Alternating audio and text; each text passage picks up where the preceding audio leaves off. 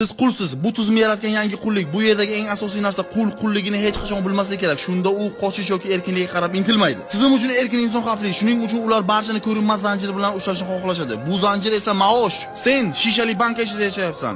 Uzoqdan nimaligini ko'rib bilasan, lekin unga borib bilmaysan. Masalan, insonlar qanday qilib chiroyli joylarda dam olayotganini, qanday qilib qimmatbaho mashinalarda, uylarda yashayotganini ko'ra olasan, lekin buni o'zingga ravo ko'ra olmaysan. Bunga sabab esa sening ishlab topayotgan oyliging, maoshing. Dollar jahon moliya bozorini balansga ushlovchi, uni boshqaruvchi vosita deb bizga uqtirishgan. Aslida esa bu insonlarni boshqarish uchun yaratilgan vosita. Shuning bu pulni kim boshqarsa, o'sha nazorat qo'yuvchi bo'ladi. Aslida eng katta yolg'on o'zi shu. Ular bizga nimani istasa, shuni to'g'ri qilib ko'rsata oladi. Shuning ular har biringizni boshqara olishmaydi. Ular shunchaki pulni boshqarishadi. Pul esa sizni boshqaradi. Ular bizga maosh eng ishonchli va xavfsiz yashash uchun kerakli vosita deb uqtirishadi. Bu yolg'onligini bilamiz, lekin bunga amal qilmaymiz. Bunga sabab ular bu uchun tizim yaratishgan.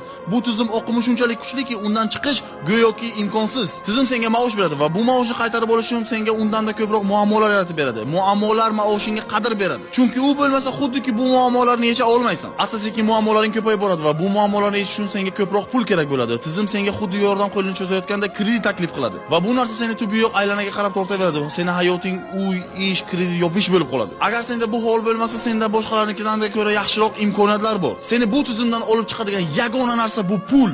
Maosh emas, ayrimlar buni farqiga borishmaydi. Men sen uchun tirik guvohman va aytaman, bu dunyoda pul ko'p, lekin ahmoqlar ham oz emas. Shunchaki ular orasidan chiqsang, buni ko'ra olasan. Bu videoni qo'yib men o'z hayotimni xavf ostiga qo'yayotgan bo'lishim mumkin, lekin sen harakat qilmasang, buni bari befoyda. Tarqat, aktiv bo'l, o'zgarishga sabab bo'l.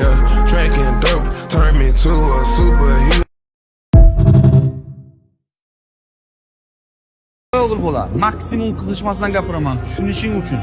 Tanlov ixtiyoriy, bajarish esa majburiy. Bu dunyoda qo'yib bersang hamma boy bo'lishni tanlaydi, lekin unga o'zini majburlab bilmaydi. Hech qachon uyda yotsang, ingliz tilini o'rganib qolmaysan, hech qachon uyda yotsang, o'zingdan o'zing tanang baquvvat bo'lmaydi. Agar sen o'zingni zalga borishga majburlay olmasang, ilm olishga majburlay olmasang, ishga borishga, biznes qilishga majburlay olmasang, qanday qilib boy bo'lishni o'ylayapsan? Bu dunyoda faqat yosh bolalar kimdandir yordam kutadi. Haqiqiy erkak esa hayotini o'zidan boshqa hech kim qutqara olmasligini tushunadi. Jangchiday qilichingni ol, muammoni qarshisiga chiq. Yo sen, yo mendek.